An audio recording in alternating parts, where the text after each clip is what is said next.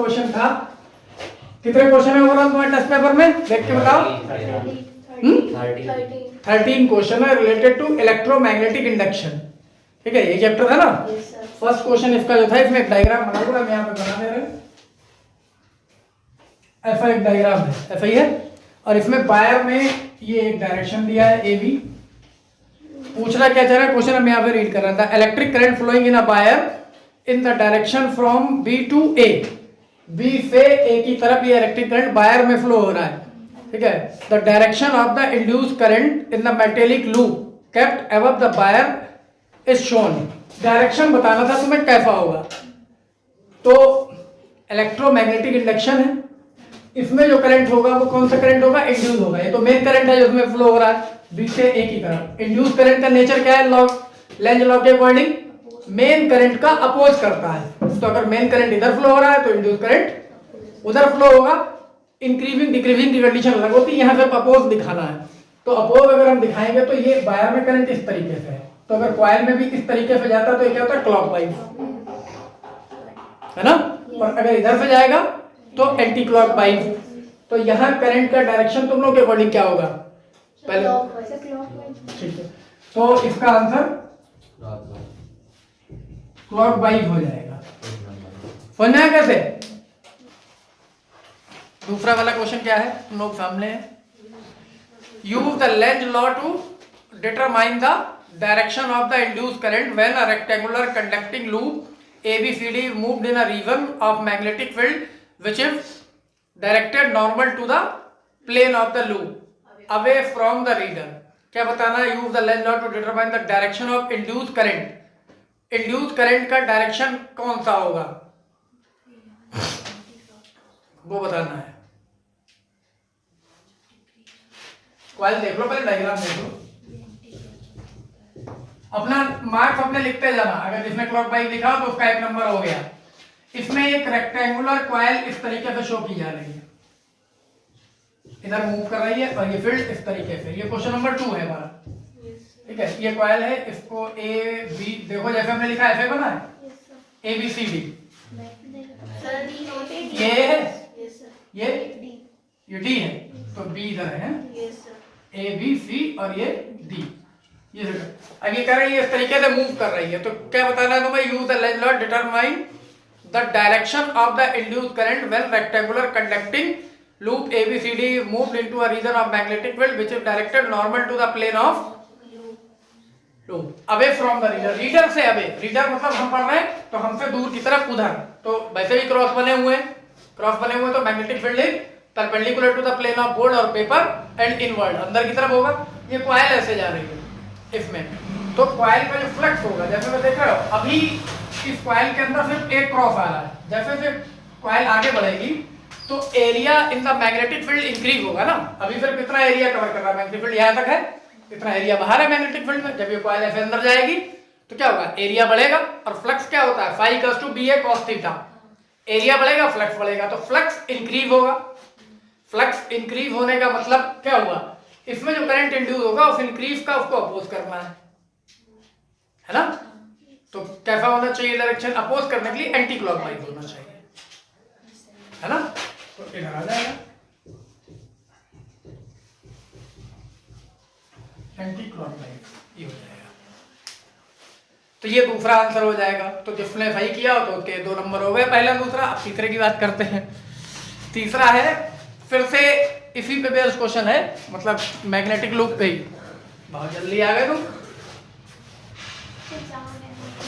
जाम इतनी थोड़े ना कि 3 बजे के टाइम में 4 बजे आया जाए, 4:15 बजे। इतनी भी जाम हो, पूरा शहर क्रॉस हो जाता है 1.5 घंटे में। फिर थर्ड क्वेश्चन जो हमारा वो भी देख लेते हैं। थर्ड क्वेश्चन क्या था, इसमें भी फिर से एक डायग्राम है, क्रॉस मैग्नेटिक फील्ड ऐसे शो किया गया है।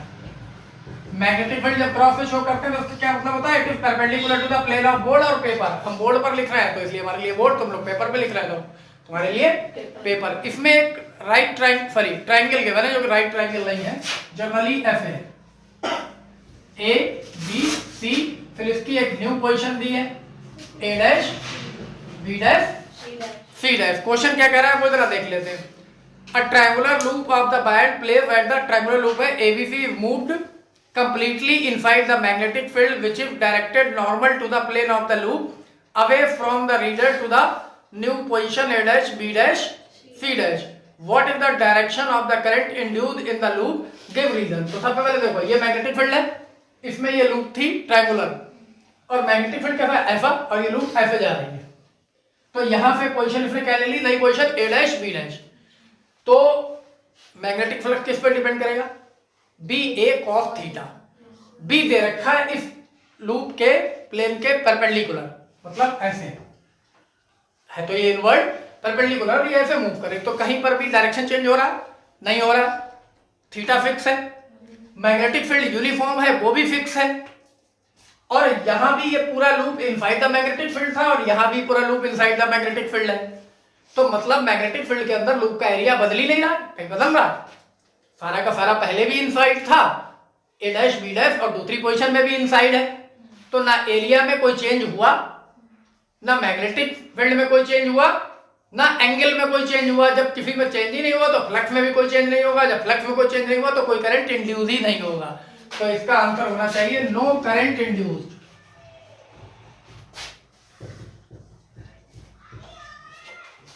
Because there is no change in the area of loop in the magnetic field. Magnetic field में लूप के एरिया में कोई चेंज नहीं हो रहा। अगर इससे बाहर निकल रहा होता तो ये चेंज आते। ये थर्ड क्वेश्चन था तुम्हारा। फोर्थ देख लेते हैं, फोर्थ में क्या था। 2 bar magnets are quickly moved towards a metallic loop connected across a capacitor C as shown in the figure. Predict the polarity of the capacitor. अब यहाँ देखो 2 बार मैग्नेट है क्वेश्चन में, ये फोर्थ है। एक बार मैग्नेट ये है और एक बार मैग्नेट ये है। इस तरीके से एक लूप शो की गई है, इसमें एक कैपेसिटर लगा हुआ है C कैपेसिटर इसका, ठीक है। ये इसका नॉर्थ पोल है, ये इसका साउथ है, और इधर वाली बार मैग्नेट का साउथ और नॉर्थ। मैग्नेट कुछ ज्यादा ही बड़ी बन गई। ये इसका साउथ है, ये इसका नॉर्थ है, और ये भी एरो इधर बना है और इसका भी एरो इधर बना है। इस कैपेसिटर की पोलैरिटी बतानी है, मतलब ये बताना है कि इसकी कौन सी प्लेट पॉजिटिव होगी कौन सी नेगेटिव होगी। लेंज लॉ को यूज करना है। तो ये नॉर्थ पोल इधर जा रहा है, तो हमने क्या बताया था, जब ये टुवर्ड द कॉइल जाएगा तो इसका अपोज होगा इंड्यूस करंट की वजह से। अपोज होने का मतलब सिमिलर पोल डेवलप होगा। तो इसका मतलब इधर वाले हिस्से में नॉर्थ को रिपल करने के लिए नॉर्थ ही डेवलप होना चाहिए। तो और नॉर्थ पोल कैसा हम कंसीडर करते हैं, एज ए पॉजिटिव। तो इसका मतलब इसके साइड में प्लेट है ये हो गई पॉजिटिव। दूसरी वाली ऑटोमेटिक निगेटिव हो गई, या फिर ऐसे भी देख सकते हैं इसकी तरफ क्या आ रहा था, साउथ। तो यहां जो डेवलप होता है वो था साउथ, तो साउथ का मतलब निगेटिव, तो ये वाली निगेटिव हो गई। तो पोलैरिटी क्या हुई, the upper plate of the capacitor is positive, the lower plate of the capacitor is negative. That's all, answer हो गया। क्यों, तो जिसने ये भी सही ये किया हो नो चेंज, उसके नंबर हो गए 3, और जिसने ये भी किया हो उसका नंबर हो गए 4। 4 क्वेश्चन में 4 नंबर। अपने आप चेक करते जाओ अपना, आज हम कुछ चेक नहीं कर रहे हैं। सर नेक्स्ट देखो क्वेश्चन नंबर 5। ये हो गए तुम्हारे 1 मार्क्स वाले जो क्वेश्चन थे। 4 क्वेश्चन थे रिलेटेड।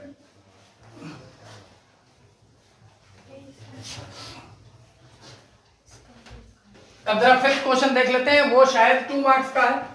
क्वेश्चन नंबर 5, इसमें मे भी कुछ सॉल्व भी करना। Obtain the relationship between the charge flowing through a circuit and the change in the magnetic flux. Charge और मैग्नेटिक फ्लक्स में चेंज चाहिए। तो इंड्यूस्ड ईएमएफ का फॉर्मूला क्या होता है, minus delta phi upon delta T, this is the formula of induced EMF. अब charge induce को निकालना है, तो हमने तुम लोगों को दोनों सॉल्व करवाए थे, इंड्यूस चार्ज और इंड्यूस करंट। तो अगर डायरेक्ट पता हो डायरेक्ट लिख सकते हैं, और दूसरा V इक्वल्स टू IR होता है, मतलब E इक्वल्स टू IR होगा। इंड्यूस के क्रम में लिखे तो माइनस होना चाहिए, अदरवाइज ये। इनको कंपेयर करते हैं जरा। IR equals to delta phi upon delta T, और ये सबको पता है I क्या होता है, dq बाई dt, या फिर delta Q upon delta T.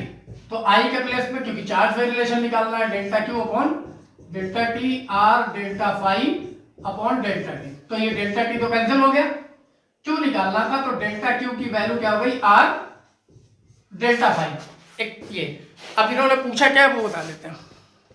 Question पूरा पढ़ो। Obtain the relationship between the charge flowing, charge हो गया, and circuit and the magnetic flux. तो मैग्नेटिक फ्लक्स और इसमें रिलेशन आ गया, नहीं आया, क्यों?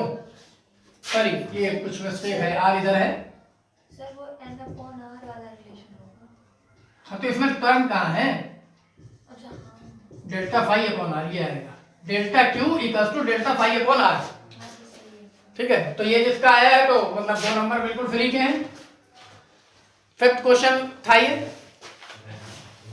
तो कंपेयर करना था, सिर्फ और कुछ नहीं करना था। ई का वो फॉर्मूला जो इंड्यूस्ड ईएमएफ के लिए है, और जनरली आई आर होता है क्योंकि चार्ज निकालना था तो आई को इन्वॉल्व करना पड़ा। तो ये डायरेक्ट भी प्रूव कराया था हमने इंड्यूस चार्ज, और इसके बाद इंड्यूस करंट लेंगे तो क्यू अपॉन टी होता है, आई की वैल्यू फिर उसी के अकॉर्डिंग, तो करंट इसके अकॉर्डिंग आ जाएगा, डेल्टा टी और आ जाता। तो फिफ्थ हो गया। So minus L D phi by D T, वो फॉर्मूला किसका होता है? वो तो जब सेल्फ इंडक्टेंस होगा तब होगा ना, इंडक्शन कॉइल थोड़े ना है। सिक्स में ये सर्किट की बात कर रहे थे, कॉइल की बात नहीं कर रहे थे। सिक्स क्वेश्चन में फिर एक डायग्राम है, a rectangular loop of the circular loop, rectangular loop and a circular loop are moving out of a uniform magnetic field to a filled free region with a constant velocity v as shown in the figure. Explain in which loop do you expect the induced EMF to be constant during the passing out the filled region. The magnetic field is normal to the loop. 2 number का question है, देख लेते हैं क्या है। ये ऐसा एक मैग्नेटिक फील्ड जो कि ऑलमोस्ट थर्ड या फोर्थ क्वेश्चन में आ रहा है हमारे इस तरीके का, और यहां पर एक रेक्टेंगुलर लूप गिवन है ये, और एक लूप गिवन है सर्कुलर, 2 लूप गिवन है, दोनों बाहर की तरफ जा रहे हैं, ये भी बाहर जा रही है और ये भी out of the magnetic field region. ये कह रहे हैं कि a rectangular loop of EMF rectangular loop and a circular loop of moving out of the uniform magnetic field of the region with a constant velocity v as shown in the figure. Explain which loop do you expect to induced EMF. Induced EMF constant रहने का। तो याद देखो, जब ये circle बाहर निकलेगा circular loop, तो इसका पहले थोड़ा सा एरिया ये बाहर निकलेगा, फिर इस साइड का सेगमेंट बाहर निकलेगा, फिर ऐसे बाहर निकलेगा, तो अलग अलग एरिया आउटसाइड आ रहा है। और मैग्नेटिक फ्लक्स किसके अकॉर्डिंग चेंज होता है? एरिया के अकॉर्डिंग। एरिया ज्यादा आएगा तो ज्यादा चेंज होगा, कम आएगा तो कम होगा। तो ये तो कांस्टेंट हो ही नहीं सकता, क्योंकि पहले जब ये बाहर आएगा तो इस तरीके से एरिया आएंगे, और जब ये बाहर निकलेगा तो इसकी तो लेंथ तो फिक्स है, ऐसे आएगा फिर इतना बाहर निकलेगा। मतलब अगर 1 सेकंड में इतनी डिस्टेंस ट्रेवल कर रहा है ये x, तो अगले 1 सेकंड में फिर x, फिर अगले 1 सेकंड में x, तो ये और अगर इसकी ये वाली जो साइड है ये तो फिक्स है ऑलरेडी, तो ये x x हो गई, ये जैसे l हो गई, तो l into x हर बार में एरिया बाहरी पर सेकंड एरिया जो बाहर आएगा वो सेम होगा। तो कौन सा लूप में होगा? For rectangular. अगर जिसने रेक्टेंगुलर लूप लिखा है वो ठीक है, अगर सर्कुलर लिखा है तो वो गलत है। तो अपने नंबर अपने आप खुद ही डिसाइड कर लो। 2 नंबर मिल रहे थे तुम्हें इसके लिए, है ना। पूछा था चाहे तो इसमें फॉर्मूला भी बता सकते थे, फॉर्मूला वही होता है E equals to delta phi upon delta T. इसका मतलब delta B A cos theta, cos theta वो ऑलरेडी दे रखा है कि प्लेन पैरेलल है तो थीटा 0 होगा। डेल्टा टी बी या यूनिफॉर्म है, एरिया इसका कॉन्स्टेंटली बाहर आएगा रेक्टेंगुलर का, उसका कांस्टेंट बाहर नहीं आएगा। ये रीजन हो गया। अगर रीजन भी देना चाहूं क्योंकि 2 मार्क्स का क्वेश्चन है, थोड़ी सी डिटेल भी दे सकते हो। अब ये फिक्स हो गया तुम्हारा। 7 देखते हैं, क्वेश्चन नंबर 7 में क्या है? ठीक है, how are the eddy currents reduced in the metallic core. फिर इसमें 2 पार्ट भी ऐड है, ठीक है, 2 ही पार्ट है क्वेश्चन में। Give 2 uses of eddy current. How are eddy currents reduced in a metallic core में कैसे रिड्यूस किया जाता है? Like example of transformer. Transformer की जो कोर बनाई जाती है उसको क्या करते हैं? स्ट्रिप्स में डिवाइड करते हैं। स्ट्रिप्स क्या बताया था हमने? इस तरीके की ई शेप की लीफ लेते हैं, पतली पतली थिन, और इसके ऊपर फिर दूसरा ई, फिर दूसरा ई, इस तरीके से करके उसको थिक कोर बनाते हैं और इनको मिक्स कर देते हैं आपस में, एक से दूसरे को मिला देते हैं कॉइल्स को बाउंड करने के लिए। और इनके बीच का जो गैप होता है ना, उस गैप में एयर वगैरह जा सकती है हिस्टेरेसिस लॉस के लिए, तो उस गैप को फिल कर दिया जाता है वार्निश या पेंट करके पूरा। यही प्रोसेस इसमें तुम्हें लिखना है। How are eddy currents reduced in a metallic core. To make the metallic core in many strips we can reduce the production of eddy current, है ना, and by filling the gap पूरा। दूसरे में पूछा है give 2 uses of eddy current, तो ये भी हमने बताए थे in electric train brakes eddy current use किए जाते हैं। एक कॉन्सेप्ट होता है जैसे इलेक्ट्रोकेमिस्ट्री में आप लोग केमिस्ट्री में पढ़ते हो फर्नेस, है ना, to melt the substance of high melting point, वहां भी एडी करंट का यूज किया जाता है ना। जो हाई मेल्टिंग पॉइंट वाले सब्सटेंस है उनको मेल्ट करने के लिए हाई एडी करंट प्रोड्यूस किए जाते हैं और वो मेल्ट हो जाते हैं। तो ये दो यूवे लिख सकते हो, और भी होते हैं डेडबीट गैल्वेनोमीटर वगैरह बहुत सारे बताए थे अपने, तो यहाँ एटलीस्ट तुम्हें दो लिख लेते क्वेश्चन के अकॉर्डिंग, क्योंकि 2 मार्क्स का क्वेश्चन था, तो ये तुम्हारा 7th क्वेश्चन था, इसमें कुछ थ्योरेटिकल था तो कोई ऐसा इशू नहीं आता तुम लोगों को अगर चैप्टर पढ़ा हुआ है।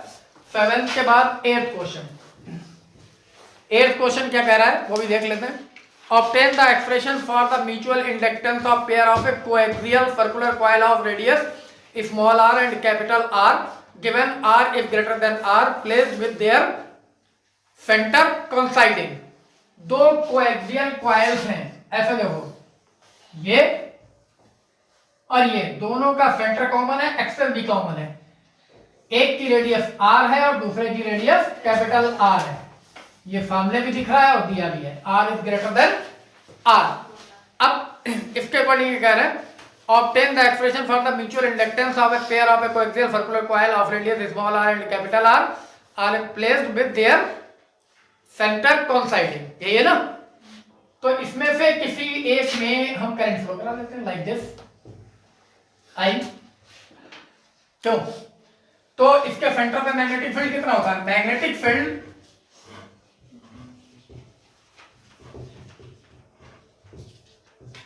at the common center क्या होगा, formula B equals to mu naught N I upon 2r, N तो यहाँ है नहीं, सिंगल टर्म है, I अपॉन 2 और R कैपिटल वाला लेंगे क्योंकि करंट हमने इसमें अज्यूम किया है, ठीक है B। अब एक हमारे पास कॉन्सेप्ट होता था, कौन सा, N phi equals to mutual inductance पूछा है, सेल्फ पूछा होता तो L, अदरवाइज क्या होता है MI। अब ये ध्यान रखना है कि फ्लक्स एक में चेंज होता है, करंट दूसरे का होता है, ठीक है। तो फ्लक्स, ये फ्लक्स किसका होना चाहिए, अगर हम इस कॉइल को सपोज करें 1 और इसको सपोज करें 2, तो फ्लक्स है 2 का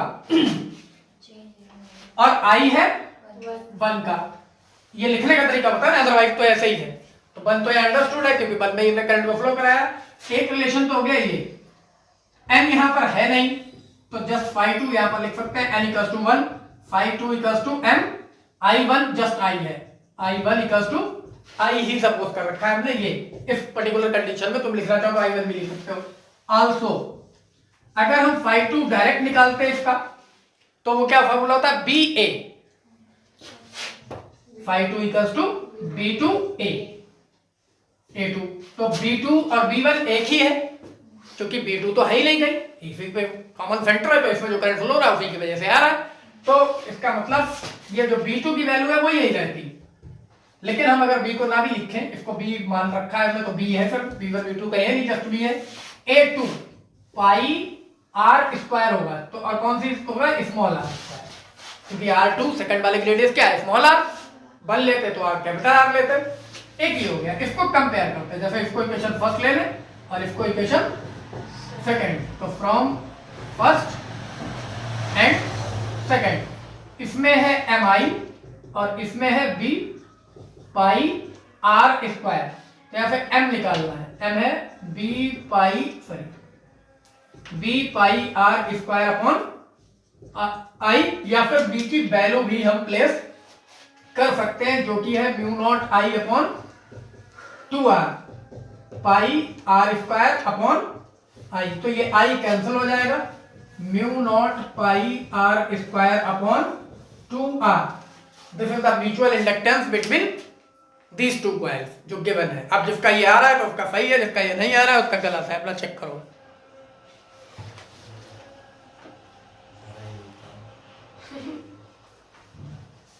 तो जिसने ये भी कर लिया हो तो उसके भी 2 नंबर हो सकते हैं। ला देखें मेरा पेपर दिखाओ।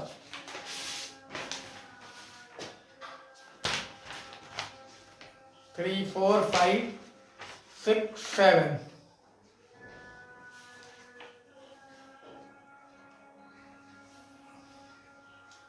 2 नंबर का ये है। एक क्वेश्चन इसमें और 9th जो है देयर इज एन इंडक्टर, पहले ये हो गया हो तुम लोगों को तो रख करते हैं, ये इसमें थोड़ा सा मिसप्रिंट है तो जरा रीड कर देना। क्यों छाप रहे हो, उसमें तो है ही है, थोड़ी मेहनत कर लोगे, देखते तुम लोग वैसे ही कुछ नहीं हो, कॉन्सेप्ट तो पता ही चल गया क्या करना है, दो जगह पे मैग्नेटिक फ्लक्स निकालना है, उसको इक्वेट कर देना है। डायग्राम इसलिए हमने बना दिया कि बात क्लियर हो जाए। अब देख लेते हैं अगला क्वेश्चन था हमारा 9, इसको जरा तुम लोग रीड कर दो, इसमें सही से प्रिंट नहीं है। क्या है 9th question? There is an inductor वाला ना? हाँ, There is an inductor of 5 mH current flowing through the inductor at any instant of time is given by the relation ये L है I is equal to t square plus 4.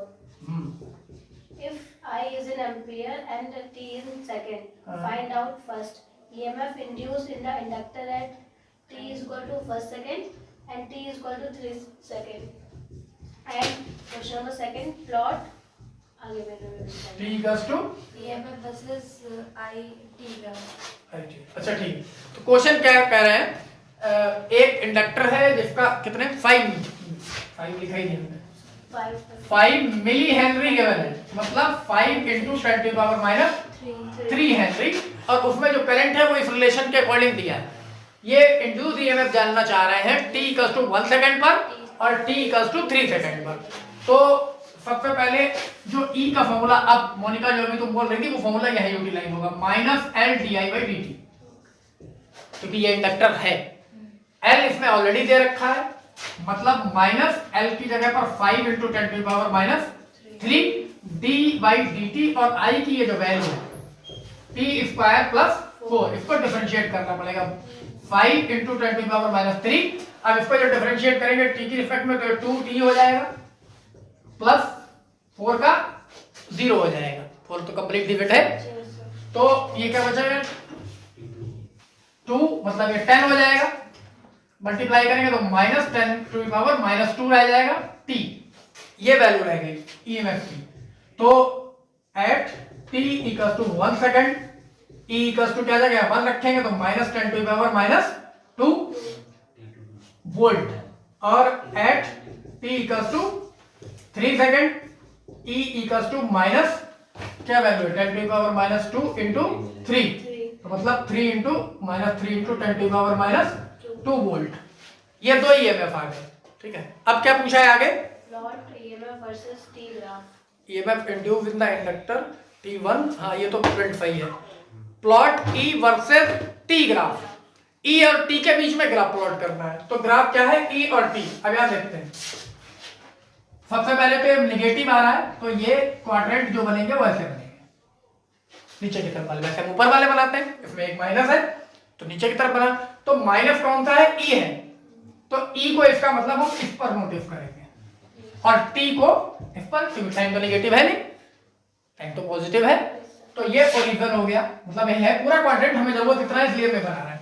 अब यहाँ पर क्या देख रहे हो, पहले वाला है 10⁻², दूसरा वाला है 3 × 10⁻², ये है ना, तो जब हम यहाँ प्लॉट करेंगे तो 10⁻² की रिस्पेक्ट में कर लेंगे, तो पहले t इक्वल्स टू 0 पे ये 0 रहा होगा, फिर ये हो गया यहाँ पर, इसको e को ऐसे लिख लेते हैं, e मल्टीप्लाई विद 10⁻², हम मार्क नहीं कर रहे हैं, 10⁻² अंडरस्टूड है, सब में आएगा जितने भी सॉल्व करेंगे जितने भी सेकंड पे, तो है क्या, पहले आया था 1 × 10⁻², फिर आया 3 × 10⁻², फिर अगर हम 2 सेकंड पे लेते तो आता 2 × 10⁻², 4 पे लेंगे तो 4 × 10⁻², मतलब हर एक सेकंड में, ये 1 second 2 second 3 second 4 second 5 second तक हमने कंसीडर किया, फर्स्ट सेकंड में है ये 1 × 10⁻², मतलब यहाँ 1 लिख सकते हैं, दूसरे सेकंड पे हो गया 2 × 10⁻², तीसरे सेकंड पे हो गया 3 × 10⁻², और नेक्स्ट वाला होगा तो फोर्थ, कम से कम 4 ले लिए, वैसे तो 2 ही है, हमें चाहिए फर्स्ट और थर्ड, मतलब ये और ये, तो इसको अगर हम मिलाते हैं तो ये पॉइंट और थर्ड वाला ये पॉइंट, ठीक है, इस तरीके से ये मिलेगा, सॉरी थर्ड वाला यहाँ पर होगा, थर्ड पे 2 3, ये पॉइंट यहाँ मिलेगा, तो इसको देखो 0 पे 0, ये ऑलमोस्ट एक स्ट्रेट लाइन, तो ये थोड़ा सा ग्राफ हमारे बनाने में थोड़ी सी तिरछी हो रही है, अदरवाइज रेशियो सेम है हर जगह, यहाँ 1/1 आ रहा है, यहाँ 2/2 2 आएगा, 3/3 3 आएगा, 4/4 4 आएगा, मतलब सबकी ये रेशियो 10⁻⁻2 आएगा पूरा। तो इसका मतलब ये इस तरीके का स्ट्रेट लाइन होगा। तो प्लॉट करना था, तुम्हें बताना तो क्या है ही नहीं, क्या है बताना भी तो बता सकते हो, it is straight line in 4th quadrant, 4th वाले में। अब ये भी देख लो, अगर किसी ने निकाला हो तो हो सकता है, उम्मीद कम है लेकिन फिर भी गलत है तो अच्छी बात है। तो अपने नंबर अपने आप लिखते जाओ, जब टेस्ट तुम लोग को यही कॉपी चेक करने का झंझट ही खत्म कर देते हैं। अभी चेक कर लो, हमें ना बता तब भी तुम्हें तो पता ही होगा तुमने क्या किया है, तुम्ही को पता होना जरूरी है। 9 ओवरऑल कितने 13 क्वेश्चन है? ठीक है, 4 क्वेश्चन और हैं, हो भी जाएंगे। अब ये लोग घर पे बैठ के पढ़ रहे हैं, हो सकता है ज्यादा पढ़ लें घर पे, कल पूछ लेंगे। 9th था नहीं, 10th होगा। तो नेक्स्ट क्वेश्चन हमारा 10th है। 10th क्वेश्चन में क्या है हमारे पास में, ये when current in a coil changes from 5 to 2 ampere, मतलब दो वैल्यूज दी हैं, I1 5 एम्पियर और I2 2 एम्पियर। आगे क्वेश्चन क्या कह रहा है, when current in a coil changes from 5 ampere to 2 ampere in 0.1 second, मतलब जो टाइम इंटरवल है वो 0.1 सेकंड का है। अब आगे पढ़ते हैं, average voltage of 50 volt if produce हुआ है, मतलब इंड्यूस है 50 वोल्ट, ये कह रहे हैं। तो ई से रिप्रेजेंट करेंगे इसको, the self inductance of the coil. क्या निकालना है, कुछ करना ही नहीं है, लास्ट क्वेश्चन का फॉर्मूला अप्लाई कर देना है। क्या होता है फॉर्मूला, E = -L di/dt। तो d की जगह पे यहाँ पर डेल्टा ले लेते हैं, डेल्टा I/डेल्टा t। E की वैल्यू दे रखी है 50, ये नेगेटिव भी होता है तो माइनस में लिखेंगे तो माइनस रिमूव हो जाएगा यहाँ से, क्योंकि L तो नेगेटिव होगा नहीं। -L ये कैलकुलेट करना है, डेल्टा I 5 - 2 है ना, 5 - 2 मतलब 3। चलो एक बार लिख देते हैं, 5 - 2 डेल्टा t 0.1, यहाँ से निकाल माइनस रिमूव कर दो, L क्या बचेगा हमारे पास में 50 × 0.1 डिवाइड बाई 3 है ना। तो ये तो 5 हो गया, 5/3 है जस्ट 1.66 यही आता रहेगा हेनरी। ठीक है, तो अगर किसी का आंसर ये आ रहा था, कंटिन्यू 6 आ रहा है तो इसे 6-7 लिख सकते हो, क्योंकि आएगा वही, तो राउंडिंग ऑफ कर सकते हैं। तो थोड़ा और एक्यूरेसी पे अगर हम जाए तो 1.67 लिखो इसे, क्योंकि बार बार 6 आएगा थोड़ा। तो ये इसका आंसर हो गया। अब ये भी अपना चेक कर लो,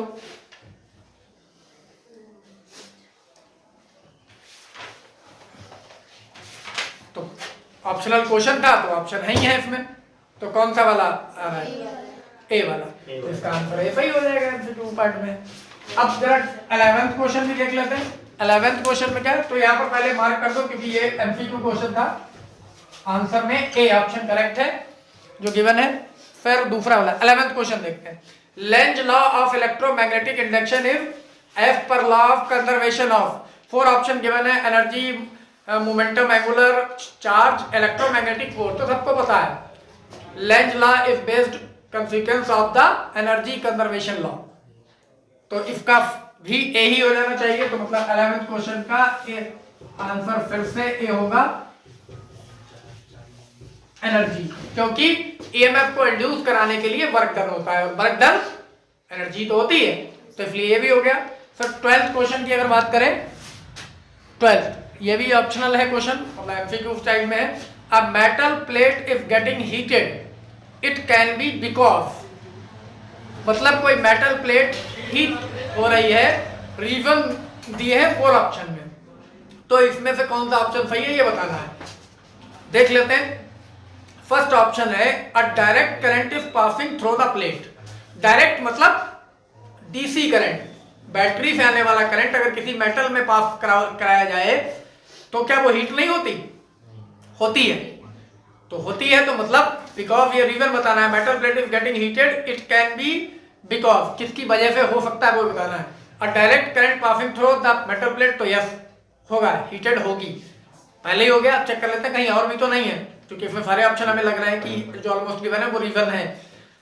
बी में कह रहे हैं it is placed in a time varying magnetic field. Time varying, जो मैग्नेटिक फील्ड टाइम के साथ वेरी हो रहा होगा, इसका मतलब जो भी मेटल प्लेट उसमें रख दोगे उससे इसमें फ्लक्स चेंज होगा। फ्लक्स का फॉर्मूला क्या होता है? VA cos थीटा, और टाइम वेरिंग मैग्नेटिक फील्ड का मतलब मैग्नेटिक फील्ड की वैल्यू टाइम के साथ बदल रही है, तो मैग्नेटिक फील्ड बदलता है मतलब मैग्नेटिक फ्लक्स टाइम के साथ बदल रहा है। और द रेट ऑफ, हाँ हीट की तो बात कर रहे हैं, तो द मैग्नेटिक फ्लक्स चेंज होगा टाइम रेट, तो ईएमएफ इंड्यूस होगा, ईएमएफ इंड्यूस होगा तो करंट भी पास होगा, ठीक है। और करंट किसी भी कंडीशन में पास हो हीट तो क्रिएट करेगा, तो यहां भी हीट प्रोड्यूस होगी।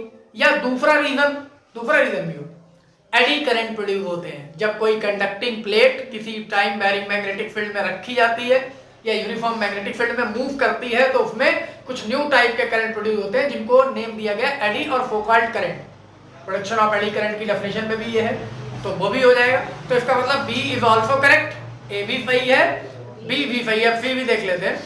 It is placed in a space varying magnetic field but does not vary with the time. अब इस मेटल प्लेट को स्पेस वेरिंग मैग्नेटिक फील्ड में रखा गया है जो कि टाइम के साथ वेरी नहीं करता। इसका मतलब समझ लो, स्पेस वेरिंग, स्पेस के साथ वेरी होता है। जैसे तुमने इस रूम में रख रखा है तो मैग्नेटिक फील्ड वही है, समझ रहे? स्पेस को तुमने बदल दिया तो मैग्नेटिक फील्ड बदल गया, ये हुआ स्पेस वेरिंग। लेकिन टाइम के साथ नहीं बदल रहा है। तुमने जैसे इसी रूम में रख रखा 10 मिनट, 15 मिनट, आधे घंटे, 1 घंटे, 1 दिन, वो चेंज नहीं हो रहा है। तो जब रखना तो मेटल प्लेट को एक ही जगह है, ठीक है। तो इसका मतलब हीट होने का कोई रीजन ही नहीं बनता। ना मैग्नेटिक फ्लक्स चेंज होगा, ना ईएमएफ इंड्यूस होगा, ना करंट प्रोड्यूस होगा, ना कोई हीट प्रोड्यूस होगी, तो सी नहीं हो सकता। अब डी भी रीड कर लेते हैं। अ करंट आइदर डायरेक्ट और alternating is passing through the plate, चाहे वो डायरेक्ट करंट पास हो रहा हो चाहे अल्टरनेटिंग करंट, तब भी हीट प्रोड्यूस होगी, तो ये भी सही है। तो it's option should be, question number जो 12 है तुम्हारा, इसका ऑप्शन ए भी होगा, इसका ऑप्शन बी भी होगा, और इसका ऑप्शन डी भी होगा। 3 options are correct, only 1 option is incorrect, जिसमें स्पेस वेरिंग मैग्नेटिक फील्ड है वो इनकरेक्ट है। अब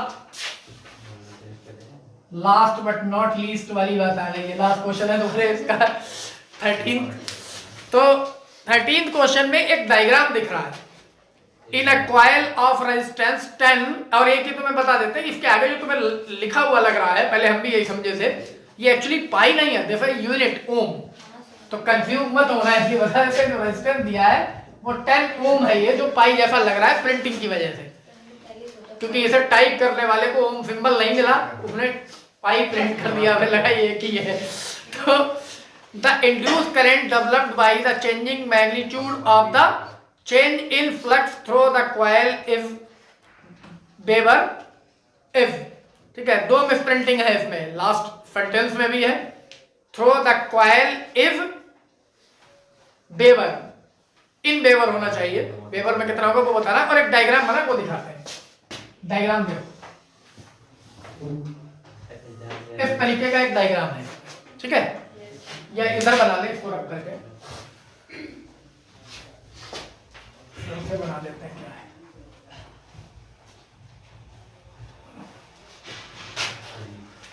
13th क्वेश्चन की कॉइल का रेजिस्टेंस है 10 ओम, और ये डायग्राम है इसके साथ इस तरीके का, इस पर आई को नोटिस किया गया, इस पर टाइम को नोटिस किया गया, यहाँ पर 4 मार्क है और यहाँ पर 1 mark,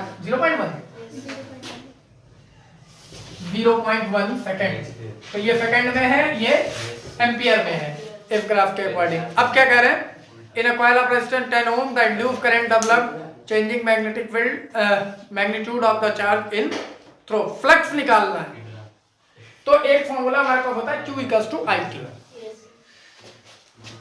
because Q equals to क्या होता है IT, और एक फॉर्मूला अभी अभी हमने देखा था Q equals to delta phi upon R भी होता है इंड्यूस की कंडीशन में, अभी किसी क्वेश्चन में आया था इंड्यूस चार्ज। तो ये 2 फॉर्मूले हैं, तो जनरल फॉर्मूला जब शुरू से पढ़ते आते हैं इलेक्ट्रोस्टैटिक्स से, Q equals to IT current electricity के थ्रू, और ये इंड्यूस वाले टर्म में है। अब यहाँ पर I तो कहीं है नहीं, है जरूर यहाँ दिखाया गया T 0.1 सेकेंड पर ये 4 एम्पियर इसके अकॉर्डिंग। तो पहले तो हम क्या देखते हैं, जब भी इस तरीके का कोई ग्राफ हमें मिलेगा जो ये ट्रायंगल इस तरीके का शेप बना रहा होगा, इसका जो एरिया होता है वो इसकी स्लोप प्रोवाइड कर देगा, क्योंकि वैल्यू यहाँ I इंटू टी से मल्टीप्लाई हो जाएगी। तो ये जो QIT है इसको हम क्या लिख सकते हैं, यहाँ लिख रहे हैं एरिया अंडर द ग्राफ। तो इसका एरिया क्या होगा, या देखो जो क्यू की वैल्यू आएगी 1/2 बेस इंटू एल्टीट्यूड। बेस कितना है 0.1, एल्टीट्यूड कितना है 4, तो 4 ये हो गया। तो 0.2 कूलम ऑफ द चार्ज यहाँ पर इंड्यूस हुआ है। फाई की वैल्यू हमें पुट करनी है, तो delta phi equals to Q into R हो जाएगा इस फॉर्मूले के अकॉर्डिंग। क्यू की वैल्यू 0.2 है और आर की वैल्यू 10 है, मींस इट इज 20 है तो 2.0, और इसका यूनिट क्या है वेबर। वेबर यही है पूछा था। तो कोई ऑप्शन है इसमें 2? Yes, sir. ए ऑप्शन है 8, बी ऑप्शन है 2, सी ऑप्शन है 6 और डी ऑप्शन है 4। तो इसका आंसर होगा बी। ठीक है, ये तुम लोगों का लास्ट क्वेश्चन था। इसका ये लास्ट था तुम्हारा, तो अपने आप चेक कर लिए, नंबर तुम्हें अपने आप पता होगा, हमें मत बताओ।